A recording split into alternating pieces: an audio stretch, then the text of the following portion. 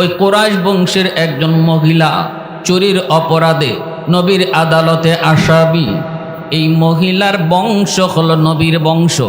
আমরা যদি ওইতাম তাহলে চিন্তা করতাম কেমনে তার শাস্তি কেমনে কমানি যায়, কেমনে তার পক্ষ লয়া কথা কমা যায়। কারণ সে আমার গোষ্ঠীর লোক, সে আমার ভাই হয়, সে আমার শালা হয়, সে আমার দুলাভাই হয়, সে আমার চাচা হয়, অমুক দিকে আমার সম্পর্ক। এজন্য বিচারে বইসেই আমি শুধু পাশ কাটে কথা কইতাম। কিন্তু আমার রসুল যখনই কুরাইশ বংশের একজন মহিলা নবীর আদালতে, আল্লাহর নবীর আদালতে চুরির অপরাধে দায়ী, সাহাবায়ে কেরাম তারা প্রত্যেকেই টেনশনে পড়ে গেলেন গো। নবীর কাছে কেমনে যায় বলবে এই মহিলার বংশ নবীর বংশ? হয়তো আল্লাহর নবী জানেন না চুরির শাস্তি হলো হাত কেটে দেওয়া। নবী যদি ওই মহিলার হাত কেটে দেন তাহলে নবীর বংশের ইজ্জত যায়, ইজ্জত নষ্ট হয়। নবীরে কেমনে বুঝায়, কেমনে কই এই মহিলার বংশ কুরাইশ বংশ, এই কথাটা নবীর কাছে কে গিয়া কইবা? একজনও রাজি হয় না। আবু বকর সিদ্দিক কয় আমি না। ভাই উমর একটু তুমি যা বলবানি। উমর কয় মাপ চাই, হাজার কাম দিয়া পাঠাও, কিন্তু এই কাম লইয়া আমি নবীর দরবারে যাইতে পারবো না। উসমান তুমি পারবাইনি, তুমি তো নবীর দামান লাগো, তুমি তো নবীর মেয়ের জামাই। আল্লাহ নবীর দুইজন মেয়ে তোমার কাছে বিবাহ দিয়েছেন, উপাধি হলো জিন্নুরাইন, দুই নূরের অধিকারী উসমান। এত মায়া নবী তোমারে করেন, তুমি পারবাইনি। নবীর কানে কানে দেয় এই কথাটা শুধু একটু বলবা, নবী গো এই মহিলার বংশ আপনার বংশ। উসমান গনি কয় মাফ চাই। যেই কাজ আবু বকর পারত না, যেটা আবু উমর পারে না, আমি উসমানের দ্বারা সম্ভব না। আলী তুমি পারবানি, একটু কও। আলী কয় আমি আগেই মাফ চাই। কেউ রাজি হয় না। এইবার সাহাবায়ে কেরাম তারা চিন্তায় পড়লেন নবীর কাছে এই কথাটা কার মাধ্যমে পৌঁছানো যায়। সিদ্ধান্ত হলো একটা ছোট বাচ্চা নিয়ে তালাশ করে পাও। দেখো বাচ্চাটা একটু বুঝদার হইতো, আবার বাচ্চাও হইতো। কথা আমরা শিখাইয়া দিমু তুতা পাখির মতো, সে যায় শুধু নবীরে কই দিব। নবীরে কথা আমরা শিখাইয়া দিমু, সে শুধু তুতা পাখির মতো গিয়া কইব। রসুল যদি রাগ করেন তাহলে আমরা কইমু নবী গো ছোট মানুষ বুঝছে না। নবী যদি রাগ করুন তখন যায় কইমু নবী গো ছোট মানুষ বুঝছে না, মাফ করে দিলাম। মূলত কারবার গটাই মতো আমরা ওই। আবার এমন ছেলে বের করো যেই বাচ্চাটারে আমার নবী বড় মায়া করেন, এমন একটা ছোট বাচ্চা বের করো যেই বাচ্চাটারে আমার রসুল বড় মায়া করেন। তালাশ করে করে তারা পেয়ে গেল নবীর নাতি। কোন নাতি? মেয়ের ঘরের নাতি না, ছেলের ঘরের নাতি। নবীজির একজন পালক পুত্র আছিল, যার নাম হলো যায়েদ ইবনে হারেসা। নবীজির পালক পুত্র। নবীজির কোনো ছেলে সন্তান আল্লাহ রাখেন নাই, আল্লাহ পাক নিয়ে গেছেন শিশুকালে। কিন্তু নবী একটা বাচ্চালেরে পালছেন। এই পালক পুত্রের নাম যায়েদ ইবনে হারেসা। যায়েদ ইবনে হারেসা রাদিয়াল্লাহু তাআলা আনহুর সন্তান, যার নাম হলো উসামা। ছোট্ট কিন্তু বুদ্ধি বড় ভালো, ব্রেইন বড় ধারালো। আল্লাহ নবী বড় আদর করতেন, কারণ নাতি আর দাদার মধ্যে একটা মায়ার সম্পর্ক আসেনি না নাই? নাতি তো দাদার গলায় গলায় থাকতে চায়, দাদাও নাতিরে সবসময় গলায় গলায় রাখতে চায়। আল্লাহর নবীর কলিজার টুকরা নাতি উসামাকে সাহাবায়ে কেরাম আনলেন, আইনা বললেন উসামা একটা কথা তোমারে আমরা শিখাইয়া দিমু। এই শিখানো কথাটা তুমি যায় তোমার দাদার কানে কানে কইবাই, পারবাইনি? উসামা কয় আমি পারমু। উসামা কি দেখো ছোট মানুষ তো, ওনার তো আর এই বুঝ নাই, এটা কইলে পরে আমার দাদা কি রাখিয়ে দিবা না আমারে মারবা। ওই দাদা নাতির মাঝে একটা মায়ার সম্পর্ক। দাদা আমারে মারতা কেনে, দাদা আমারে মারতা কেনে, আমি ভুল করলো তো দাদা আমারে মারেন না। উসামা কইন আমি পারমু। কও কোন কথা কইতাম? সাহাবায়ে কেরাম কইন তুমি যে দাদার কানে কানে কইবা, দাদা আজ আপনার আদালতে যেই মহিলা আসামি চুরির অপরাধে, সেই মহিলার বংশ হলো কুরাইশ বংশ, আপনার বংশ। অতএব দাদা গো হাত না কেটে যদি একটা আঙ্গুল কেটে দেন তাহলে শাস্তিটাও হইল, আপনার বংশের ইজ্জত রক্ষা হইল। হাত কেটে দিলে পরে ইজ্জত যায়, আর আঙ্গুল কেটে দিলে পরে শাস্তিও হয়, ইজ্জতও রক্ষা হয়। এতটুকু কথা যদি তোমার দাদারে বলতে পারবাইনি। উসামায় কয় ফার্মু, অসুবিধা নাই, তবে দাদাই যদি মারুন তাহলে কি হইব? সাহাবিরা কয় আমরা দাঁড়ো আছি, আমরা বেশি দূর না, আমরা কাছাকাছি আছি, যখন দেখবো বাউ খারাপ গিয়া দৌড় দিয়ে গিয়া তোমার আটকাইলিম, তোমারে সেভ করবো। আর রসুল্লা কইমু নবী গো শুধু মানুষ বুঝছে না, রাগ করেন না। উসামা আল্লাহ নবীর কাছে যায়া গলায় গলায় শুধু যায় বিরতেছেন। ছোটো ছোটো বাচ্চারা দেখবেন বাবার কাছে কোনো আবদার করবার আগে, দাদার কাছে আবদার করবার আগে যাইয়া বাউ দেয়, ঠিক না নি? ছোটো বাচ্চারা গিয়েও কিন্তু হয় না দাদা আইসক্রিম খাইতাম, ই কথা হয় না, গিয়া আগে বাউ দিব, দাদা সুরট খাইতাই নি, বিড়ি লাগবো নি, দাদা যদি এটা অভ্যাস থাকে, দাদা উক্কাটা বানাই দেই, দাদা এই গিয়ে খামোখাই কথা কইব। এর উদ্দেশ্য হইল যে ওই 10টা টাকা যে নিত আইসক্রিম খাইবার লাগে, এই কথাটা যেন পরে হইতে পারে। আমার একটা ছোটো বাচ্চা আছে আয়েশা, ছোট্ট 10 বছর। তো যখনই এমন কাছে থাকে, যখনই দেখি যে খুব বেশি গলাগলি করতেছে, তখনই আমি বুঝি কোনো আবদার আছে। যখনই বেশি গলাগলি করব তখনই বোঝা যায় কোনো না কোনো একটা আবদার আছে। আমি কাছাকাছি আইসা যখন এরকম ঘষাঘষি করে, তখন আমি নিজেই জিজ্ঞা, আব্বু বিষয়টা কি তা, হিডা কও, কি লাগবো হিডা কইলাও, বুঝছি আব্বু, কোনো একটা কিছু লইয়া আইসো। তখনই আইসা দে, আব্বু 10টা টাকা, 10টা। আল্লাহর নবী বলতেছেন, ভাই উসামা এত ঘষাঘষি করতেছ, এত গলাগলি করতেছ, এত আদর দিতেছ দাদারে, কপালে চুমা খাও, গালে চুমা খাও, টুটে চুমা খাও, ঘটনা কি কিছু কইবানি? উসামা তখন মুস্কি হাসি দিয়া বলতেছে, দাদা গো একটা কথা আপনারে কইমু।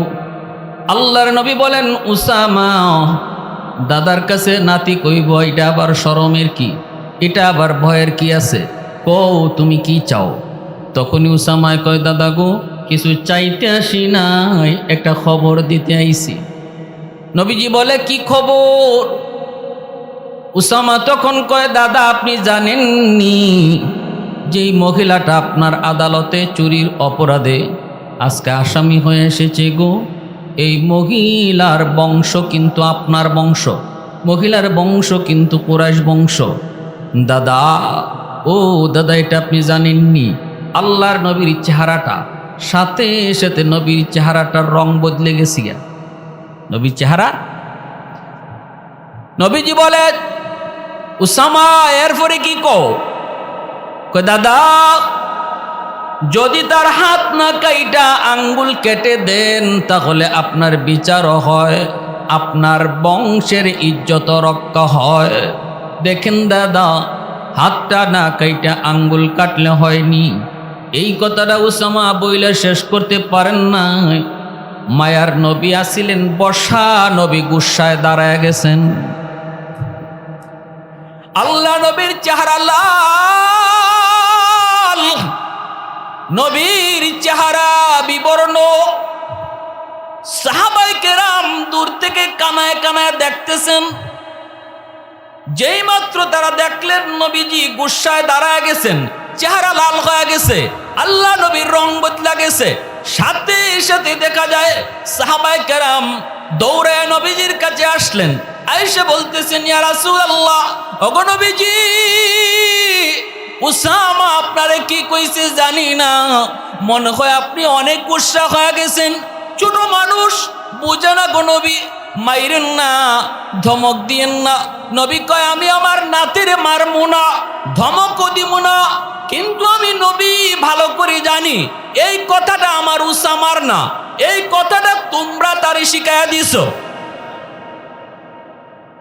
আল্লাহু আকবার জোরে কইন, আরেকটু জোরে আল্লাহু আকবার। মুসলমানের আওয়াজে আল্লাহু আকবার।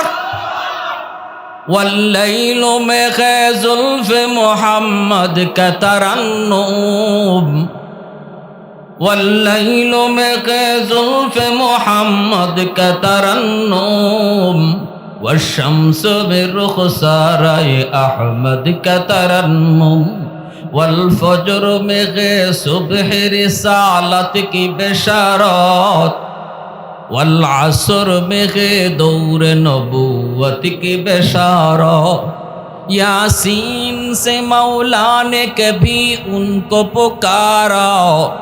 अल्लाहु अकबर जुरे बोलें। यासीन से मौला ने कभी उनको पुकारा। তো সম্মান শুধুমাত্র সব জায়গায় নবীর নমুনা ধরার কারণে যে ওমর ফারুক রাদিয়াল্লাহু তাআলা আনহু কিছুই তার ছিল না, ছিলেন একজন উট রাখাল। এই মরুভূমিতেও ওমর উট রাখালি করতেন। ওমরকে কেউ চিনত না, কেউ ওমরকে জানত না। যেদিন ওমর ইসলাম গ্রহণ করে নবীর নমুনা ধরলেন, সেদিন থেকে ওমরকে চেনা শুরু হলো। আজও ওমরকে চিনে, কিয়ামত পর্যন্ত ওমরকে সবাই চিনবে। দুনিয়া জুড়ে ওমরের নাম উজালা। ময়দানের পার দিয়ে ওমর যখন যাইতেছেন আর বলতেছেন, সাহাবীরা রে, ও আমার নবী সাহাবীরা, এই ময়দানে আমি উট রাখালি করতাম। সেদিন আমি উমরকে কেউ চিনত না, কেউ জানতো না। কিন্তু আমার নবীর নমুনা ধরার কারণে, আমার নবীর কাছাকাছি আসার কারণে আজ আল্লাহ আমাকে অর্ধ পৃথিবীর বাদশা বানায় দিছে। आवाज दे कौन सुभान अल्लाह। फारूक तेरा नाम से इस्लाम रहेगा, फारूक तेरा नाम से इस्लाम रहेगा, दुनिया की अदालत में तेरा नाम रहेगा, दुनिया की अदालत में तेरा नाम रहेगा। কেমন আদালত, কেমন বিচার, ওমরের আদালত। মদিনার আকাশ ঠান্ডা ঠান্ডা, গভীর রাত, মানব দানব পাকপাখালি সবাই ঘুমায় গেছে। ঘুম নাই শুধু একজনের চোখে, তিনি আর কেউ নন, অর্ধ পৃথিবীর বাদশা ওমর ফারুক রাদিয়াল্লাহু তাআলা আনহু, যার নাম শুনলে বেঈমানের আত্মা কেঁপে উঠত, যার পথ দেখলে পরে শয়তান আর এক পথ দিয়া ভাগত। সেই ওমর গভীর রাতেও ঘুম নাই, চোখে ঘুম নাই। ওমর কাঁদে আর কই, মদিনার মানুষ তোমরা ঘুমায় গেছো, কিন্তু আমি উমরের ঘুম আসে না গো। তোমরা তো আমার উপর ভরসা কইরা ঘুমাইছো। মদিনার রাষ্ট্রপ্রধান তো ওমর, আমার নৌকার মাঝি বানায়া, যাত্রীরা সবাই ঘুমাইতেছো, আমার গাড়ির ড্রাইভারিতে বসায়া সব যাত্রী তোমরা ঘুমাইতেছো। আমি ড্রাইভার যদি ঘুমায় যাই, গাড়ি কোন দিকে যাবে? আমি নৌকার মাঝি যদি ঘুমায় যাই, নৌকা কোথায় গিয়ে ডুববে? বের হয়ে গেলেন ছদ্মবেশে মদিনার হালত দেখার জন্য। গভীর রাত, সবাই ঘুমন্ত, খাদেম কুদ্দাম সবাই ঘুমায় রইছে। বের হয়ে গেছেন অর্ধ পৃথিবীর শাসক, খলিফাতুল মুসলিমিন, আমিরুল মুমিনিন। ঘর থেকে বের হয়ে গেছেন, ছদ্মবেশে বের হয়েছেন জনগণের হালত বোঝার জন্য, জনগণের হালত দেখার জন্য। এই তো ছিল নবীর নমুনা, এই তো ছিল নবীর নমুনার শাসক, এই তো ছিল নবীর নমুনার শাসন ব্যবস্থা। আজ আমরা যদি ঘন্টার ঘন্টা জেমে পুইরে আটকে থাকি, প্রশাসনে দেখেও না, জানেও না, সরকারের খবরও লয় না, কারণ হেরা তো রাস্তা দিয়ে যাওন লাগে না। এরা যদি যাইতে হয় উইরা যায়, ঠিক না? জনগণ কোথায় পইরা আছে? এ মুসলমানের শাসক নমুনা নিশ্চয় ইহুদির, নমুনা নিশ্চয় আমেরিকার, কালচার ধরেছ খ্রিস্টানের। একটু শোনো, আমার নবীর হাতে গোড়া সাহাবী, অর্ধ পৃথিবীর বাদশা ওমর রাতে অন্ধকারে বের হয়ে যেতেন। জনগণ কোন অবস্থা আছে, কোন সুবিধা অসুবিধার ভিতরে আছে, সারা রাত শুধু হাঁটতেন, সারা রাত শুধু খবর নিতেন। মদিনা শহর থেকে একটু বের হয়েছেন, একা একা হাঁটতেছেন, একা একা চলতেছেন। রাস্তার কিনারা একটা কুড়ে ঘর, ঘরের ভিতরে একটা বাতি জ্বলে। ওপর দূর থেকে বাতি জ্বলা দেখেই তার সন্দেহ হলো, এত রাতে এই করে বাতি জ্বলে কেন গো? মনে হয় দুষ্ট লোকের আড্ডা জমছে। পাশে গেলেন, কান লাগায় শোনেন, না দুষ্ট লোকের কোনো আওয়াজ না, ছোট ছোট তিনটা মাসুম বাচ্চার কান্নার আওয়াজ। আর দুঃখিনী মা একটা পাতিল বসাইছে, চুলার মধ্যে পাতিল বসাইয়া এই পাতিলের মধ্যে পানি, কিছুই নাই, ঘরে কিছুই নাই, পানি গরম করতেছে। আর বাচ্চাগুলি বুঝ দেয়, বাবা একটু ঘুমাও, একটু ঘুমাও, এই যে মায়ের আনতেছি, একটু পরে মায় তোমাদেরকে খাওয়ান দিব। বাচ্চাগুলি অবুঝ, বাচ্চাগুলি কান্না করে করে, একটা বাচ্চা মার মায়ের কাছেই ঘুমায় পড়লো। মা চাইতেছে বাচ্চাগুলি কান্না করে করে ঘুমায় পড়ো, ঘুমায় পড়লে পরে মা একটু শান্তি পাইব। এই অবস্থায় হয়তো তোমার বাহির থেকে আওয়াজ দিলেন, ঘরে কে? মহিলা ভিতর থেকে কয়, আপনি কে? হয়তো তোমার বলেন, আমি একজন মুসাফির। মহিলা কয়, মুসাফির তুমি তোমার পথে চলে যাও, আমার পরিচয় যাই না, লাভ নাই, আমার খবর নিয়েও কোনো লাভ নাই, তুমি তোমার পথে চলে যাও, আমার দুঃখ আমার কষ্ট আর বাড়াইও না, কোনো কিছু জিগায় আর তুমি আমার মনের কষ্ট বাড়াইও না গো, তুমি তোমার পথে চলে যাও। হয়তো তোমার বলেন, মা একটু কও না কি তোমার সমস্যা, বাচ্চাগুলি কেন কান্না করে, চুলার মধ্যে তুমি কি আগুন দিয়ে জাল দিতেছো, কেন এবার বাচ্চাগুলি কান্না করে? যখন হয়তো তোমার এই কথাগুলা মহিলাকে জিজ্ঞেস করেন, মহিলা তখন বলতেছে, মুসাফির এতই যখন তুমি জিগাইতেছো তাহলে শোনো, এতটুকু তুমি শোনো, এই বাচ্চাগুলা হলো একজন শহীদের বাচ্চা। আমার স্বামী জিহাদের ময়দানে গিয়ে শহীদ হয়ে গেছে গো, তিনটা অবুঝ এতিম বাচ্চা রেখে গিয়েছে। এই বাচ্চাগুলার আমি দেখশন করি, কিন্তু আমি একজন মহিলা মানুষ, পারি না, রুজি রোজগার কেমনে করবো তাও জানি না। আজকে 3 দিন হয়ে যায়, আমার তিনটা বাচ্চা কিছুই খায় না, ঘরে কোনো খাবার নাই। এই তিনটা বাচ্চা পেটের ক্ষুধার যন্ত্রণায় তারা অস্থির হয়ে গেছে। সন্ধ্যা থেকেই বলতেছি, মা গো কিছু একটা দেও, আর পারি না গো মা, মনে হয় জানটা বের হয়ে যাবে। চুলায় তুমি কি দাও দাও? মহিলা গো, মুসাফির কিছুই নাই, পাতিলে শুধু পানি গরম হইতেছে, আমি আমার শহীদ স্বামীর বাচ্চাগুলির সাথে ধোঁকা দিতেছি, আমি বুঝাইতেছি খানা পাক করতেছি, মূলত কোনো খানা নাই, পানি গরম হইতেছে। হলো তোমার বাহির থেকে কথাগুলি শুনে না, চোখ থেকে দর দর করে পানি পড়ে।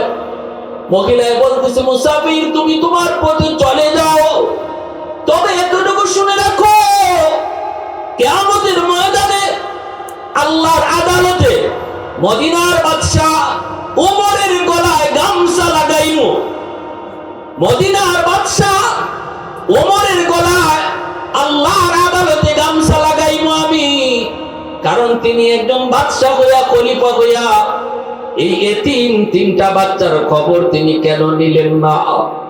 শহীদের তিনটা। এরপরে নবীজি মিম্বরে বইসা চোখের পানি সেইরা নবী কান্দে আর কয়, সাহাবীরা রে, আল্লাহ আমারে দুনিয়া ফাটাইছে সমাজে ইনসাফ প্রতিষ্ঠা করার লাগি, মুখ চিহ্ন বিচার করার জন্য আমাকে আল্লাহ জমিনে পাঠায় নাই, গোষ্ঠী চিহ্ন বিচার করার জন্য আল্লাহ আমাকে জমিনে পাঠায়নি।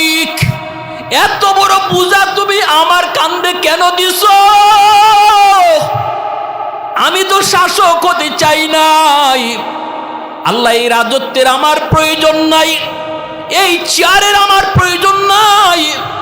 যেই চেয়ার আমাকে আল্লাহর আদালতে আসামি বানায়া গলায় গামছা লাগায়া ঘুরাবে, ওই চেয়ার তো আমি চাই নাই গো মালিক। আল্লাহ, আমারে তুমি কোন পরীক্ষায় ফালাইছো? ওমরের চোখ থেকে দর দর করে পানি পড়ে। ডাক দেয়, কয় মা একটু সবর করো, আমি দেখি তোমার একটু উপকার করতাম পারিনি। দৌড়ায়া মদিনার দিকে দৌড়, অর্ধ পৃথিবীর বাদশাহ মদিনার দিকে দৌড়। বাইতুল মাল খাদ্য গুদামের কাছে আইসা ডাক শুরু করে দিয়েছে, কইরে আমার ম্যানেজার,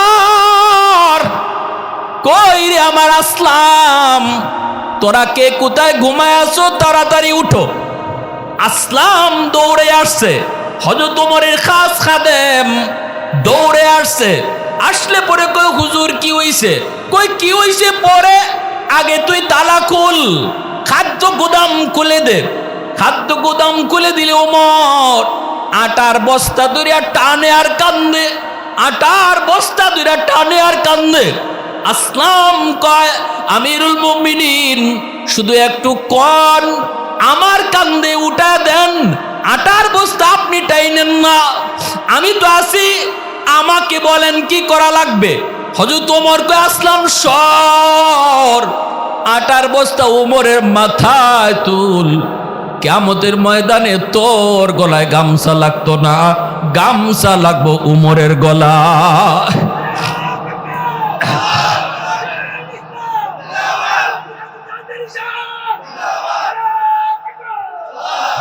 এরে আসলাম, উমরের গলায় যদি গামছা লাগানো থেকে বাঁচাইতে চাও, আল্লাহর আদালতে যদি উমরের আসামি থেকে বাঁচাইতে চাও, দ্রুত আটার বস্তা আমার মাথায় তুইলা দে। তুই তুলিস না, আমার মাথায় তুইলা দে। আসলাম আটার বস্তা উমরের মাথায় তুইলা দিলে উমর যাইতেছে। আর আসলাম রেখে, আসলাম দ্রুত তুই আমার পিছনে পিছনে আয়।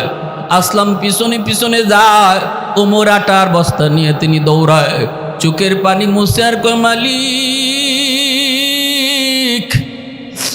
তোমার হাবিব বিদায়ের পর আমি উমরের কান্দে এত বড় দায়িত্ব তুমি দিছো।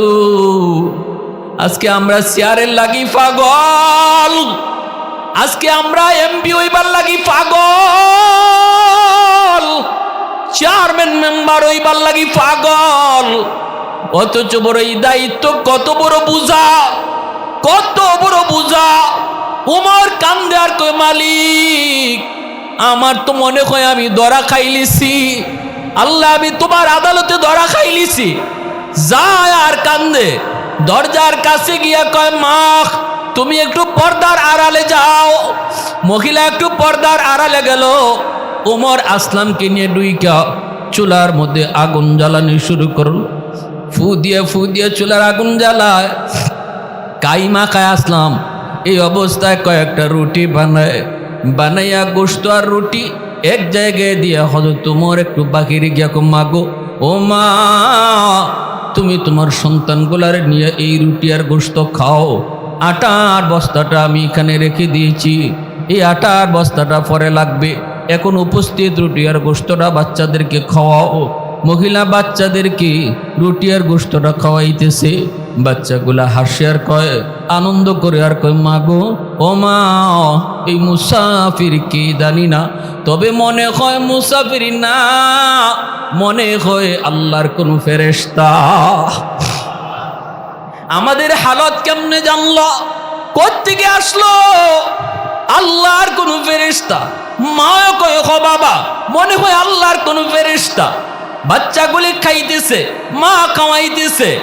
এইদিকে আসলাম কয়, নবী গো, আসলাম কয়, ও আমিরুল মুমিনিন ফজরের আজানের টাইম হয়ে গেছে, মদিনার মসজিদে আজান, বেলালের আজান শোনা যায়, নামাজের ইমামতি আপনার করা লাগবে। বেলাল তো শেষ নবীর যুগে, ওমরের যুগে মুয়াজ্জিনের আজান ওমরের কানে আসে। আসলাম কয়, আমিরুল মুমিনিন আপনি যেমন শাসক তেমন কিন্তু মদিনার ইমাম। নবীর যুগ থেকেই যারা শাসক হইতো তারাই আবার জাতীয় মসজিদের খতিব হইতো। আল্লাহু আকবার, জোরে খাও। রাষ্ট্রপ্রধান যে হবে, জাতীয় মসজিদের খতিব সে হবে, খুতবাও সেই দিবে, নামাজ পড়াইতে হবে আপনাকে। একটু তাড়াতাড়ি চলেন। হুজুর তোমারকে আসলাম, একটু থাম, বাচ্চাগুলি একটু হাসুক, বাচ্চাগুলি একটু হাসির আওয়াজ আমি শুনতে চাই রে। কারণ এই জায়গাটাতে দাঁড়ায় দাঁড়ায় আমি এই 3টা এতিম বাচ্চার কান্নার আওয়াজ শুনেছিলাম। এখন আমার মন বলে এখানে দাঁড়ায় দাঁড়ায় এতিম বাচ্চাগুলার একটু হাসির আওয়াজটা শুনব। যেই মাত্র বাচ্চাগুলি আরামের আনন্দের হাসি একটু হাসলো, সাথে সাথে ওমর সেজদায় পড়ে আল্লাহর কাছে কাঁদে, মালিক মালিক মালিক, তোমার দরবারে হাজার শুকুর। এই বইলে তিনি চলে আসলেন, মদিনার মসজিদে ফজরের নামাজ পড়ালেন। সাহাবায়ে কেরাম সবাইকে লক্ষ্য করে বলতেছেন, যে যেখানে আসো সবাই যার যার জায়গায় বসা থাকো, কেউ জায়গা থেকে উঠবা না, একটা বিচার হবে তোমাদের সামনে। কেউ জায়গা থেকে উঠবা না, একটা বিচার হবে, কঠিন বিচার। মুসল্লিরা সবাই মনে মনে ভাবতেছে, না জানি রাতের বেলা ওমর কোথায় কি দিকে আসছেন, আজকে মনে হয় বিচারটা বড় কঠিন বিচার হবে। ওমর রাতের অন্ধকারে তিনি ছদ্মবেশে বের হন, কোথাও কোনো দেখলে পরে তিনি সেটা নিয়ে আবার বিচার বসান। মনে হয় কোনো জটিল বিষয়। সবাই যার যার জায়গায় বসে রইল। কোতোয়ালি থানার ওসি, কোতোয়ালি থানার দারোগা, যারা প্রশাসনের দায়িত্বে ছিল, তিনি অর্ডার দিলেন, যাও দ্রুত যাও। পুলিশকে অর্ডার দিয়ে দিলেন, দ্রুত যাও। অমুক এলাকায় রাস্তার কিনারায় একটা ঘর, এই কুড়ে ঘরের ভিতরে যায় দেখবা একজন মহিলা, সাথে তার 3টা এতিম বাচ্চা। ওই মহিলার কাছে যায় তোমরা বলবা, আমি ওমর তাকে ডাক দিয়েছি, আমার আদালতে তারে স্মরণ করেছি, যে কোনো মূল্যে তারে তোমরা ধরে নিয়ে আসবা। যদি আসতে না চায় বলবা জোর করে তারে আনা হবে। এই হুকুম, এই আদেশ জারি করে তিনি পাঠায় দিলেন। সাহাবায়ে কেরাম, মুসল্লিয়ানে কেরাম, মদিনার মসজিদে যারা ছিল সবাই ভয় পেয়ে গেছে। না জানি ওই মহিলা রাতের অন্ধকারে কি অন্যায় করেছে, কি অপরাধ করেছে, আর ওমরের চোখে ধরা পড়েছে। না জানি ওমর আজকে কি বিচার করে একজন মহিলার। সবাই যার যার জায়গায় বসা, কিন্তু মুসল্লিরা দেখতেছে ওমরের চোখ কঠিন থেকে কঠিন ভিজা, একটু পর পর চোখ দিয়া পানি পড়ে। ওমর কান্দে। পুলিশ যায় হাজির, মহিলার কাছে যায় ডাক দিয়া কয়, আপনাকে ওমর খলিফাতুল মুসলিমিন আমিরুল মুমিনিন, অর্ধ পৃথিবীর বাদশাহ ওমর আপনাকে কল করেছে, ডাকছেন ওনার আদালতে, আপনাকে নিয়ে যেতে বলছেন, চলেন আপনি আমাদের সাথে। যেই মাত্র মহিলাকে পুলিশে যায় কইল, আপনারে আমরা নিয়ে যাইতে এসেছি।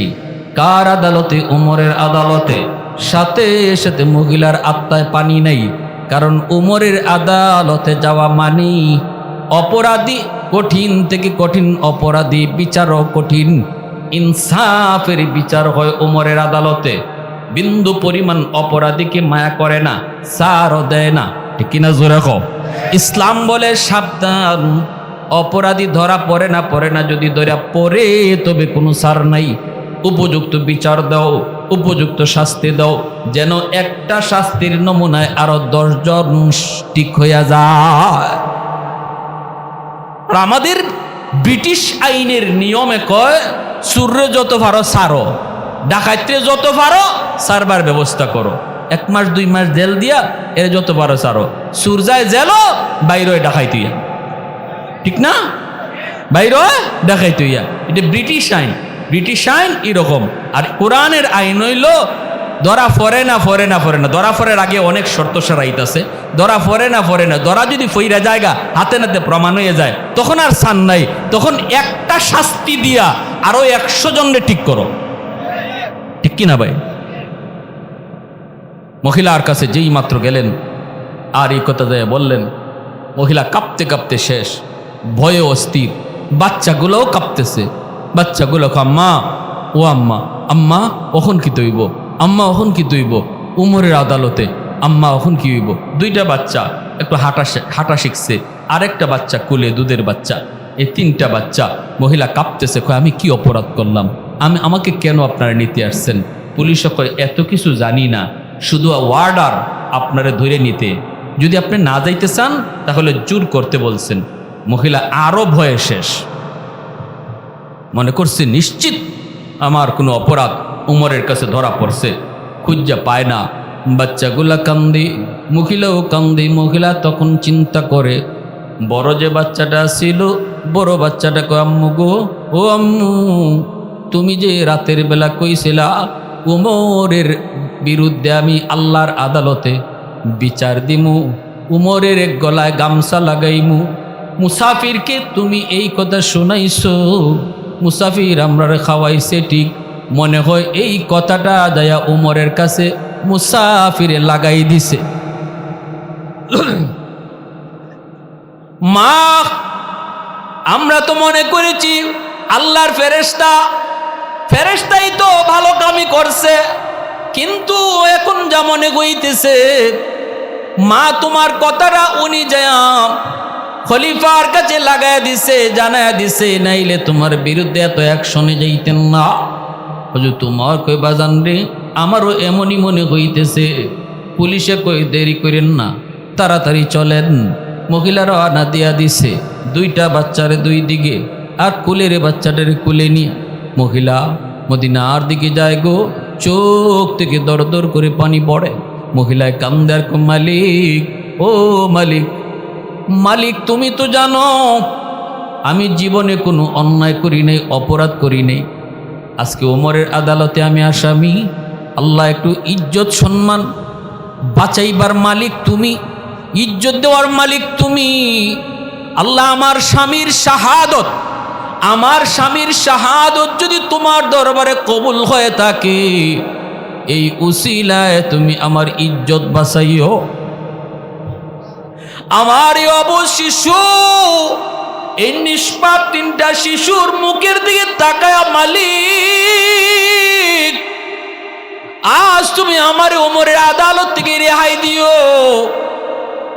আমার যদি কিছু হয়, আমার বাচ্চাগুলা কারে নিয়ে ঘুমাবে, কার গলায় দইরা ঘুমাবে গো মালিক?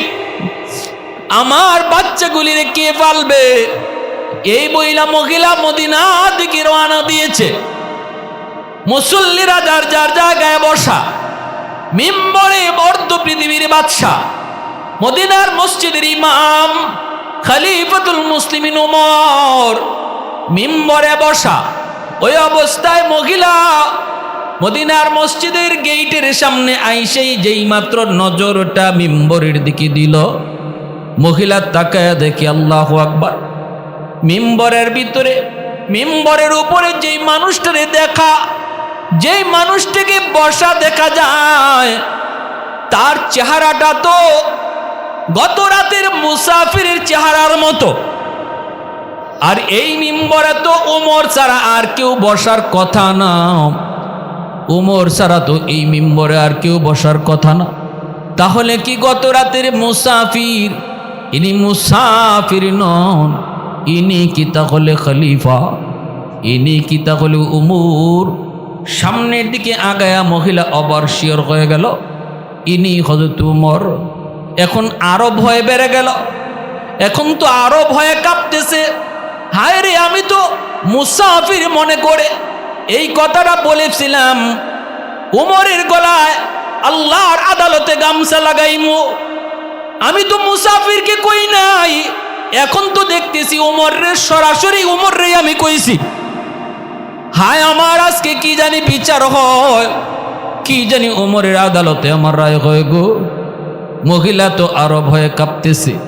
বাচ্চা, বড় বাচ্চাটা সেও বুঝে ফেলছে, সেও চিনে ফেলছে, সে মার কাপড় জড়ে, বুরকা জড়ে কাঁদতেছে। আম্মু গো, ও আম্মু, মনে হয় তোমাকেও আমরা হারাইব, আজকে উমরের আদালতে মনে হয় তোমারে ফাঁসি দিয়ে দিব গো মা। বাচ্চাটা ভয়ে কাঁপতেছে, সামনের দিকে আগায়। আর উমর বলতেছে, মুসল্লিরা মাঝখান দিয়ে সসম্মানে তোমরা রাস্তা দাও, মাঝখান দিয়া রাস্তা করে দাও। মহিলা রাস্তা দিয়া মাঝখান দিয়ে আসে। হযরত ওমরের সামনে আইসা মহিলা কয়, খলিফাতুল মুসলিমিন, আমার বুঝতে বাকি নাই, গত রাতের মুসাফির আপনি। তবে মনে রাখেন, ফাঁসি দেন আর ঝুলান, আমি যা বলেছি ঠিক বলেছি, আল্লাহর সামনে আমি ঠিকই বলবো। কারণ জনগণের খবর নেওয়ার দায়িত্ব সরকারের। জনগণ তার নিজের খবর সরকারকে জানাবে না, সরকারের দায়িত্ব হলো জনগণের খবর নেওয়া। আপনি আপনার দায়িত্ব অবহেলা করেছেন। আমি আমার কথা ঠিক বলেছি, আল্লাহর কাছেও আমি একই কথা বলবো। প্রয়োজনে আপনি যদি আমারে ফাঁসি দিতে চান, অসুবিধা নাই, ফাঁসিতে ঝুলাইয়া দেন। সাথে সাথে হযরত ওমর মিম্বর থেকে নামলেন, চোখের পানিটা মুছলেন, নিজের গলার মধ্যে গামছা বাঁধলেন, আর গামছার আরেকটা মাথা মহিলার হাতে দিয়া হযরত ওমর হাউমাউ করে কান্দে। মহিলার হাতে দিয়া কান্দে আর কয়, মাগো আমি ওমর তোমার কাছে আসামি, আমার আল্লাহর কাছেও আসামি। হাসরের মাঠে তুমি আমারে গামছা লাগায়ও না, হাত জোর করে মাপ চাই। আজকে মদিনার অলি গলিতে এই গামছা লাগাইয়া আমারে তুমি ঘুরাও। আল্লাহু আকবার, জোরে কর। মদিনার অলি গলিতে তুমি আমারে গামছা লাগায়া লাগায়া ঘুরাও, আমার কোনো আপত্তি নাই। যত মন চায় তুমি আমারে শাস্তি দেও গো, তবু আল্লাহর আদালতের শাস্তি দিও না। কারণ আমি আল্লাহর আদালতকে বড় ভয় পাই, দুনিয়ার আদালতকে আমি এত ভয় পাই না, দুনিয়ার শাস্তিরও আমি এত ভয় পাই না। আল্লাহর আদালতের শাস্তি বড় ভয়ঙ্কর। যেই মাত্র ওমর গামছা মহিলার হাতে ধরায় দিছেন, মহিলার সাথে সাথে আল্লাহর কুদরতি কদমে সেজদায় পড়ে গেছে।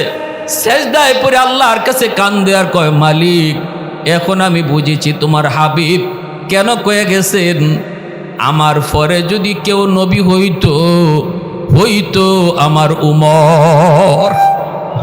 আরেকটু আওয়াজ দিয়া কও সুবহানাল্লাহ, আরো জোরে সুবহানাল্লাহ। फारूक तेरा नाम से इस्लाम रहेगा, फारूक तेरा नाम से इस्लाम रहेगा, दुनिया की अदालत में तेरा नाम रहेगा, सिद्दीक तेरा नाम से इस्लाम रहेगा, दुनिया की सदाकत में तेरा नाम रखेगा, उस्मान तेरा नाम से इस्लाम रहेगा, दुनिया की सखावत में तेरा नाम रखेगा, हैदार तेरा नाम से इस्लाम रहेगा, दुनिया की शजाअत में तेरा नाम रखेगा, मुआविया तेरा नाम से इस्लाम रहेगा, दुनिया की सियासत में तेरा नाम रखेगा, दुनिया की सियासत में तेरा नाम रखेगा। मुसलमाনের আওয়াজ কও আল্লাহু আকবার।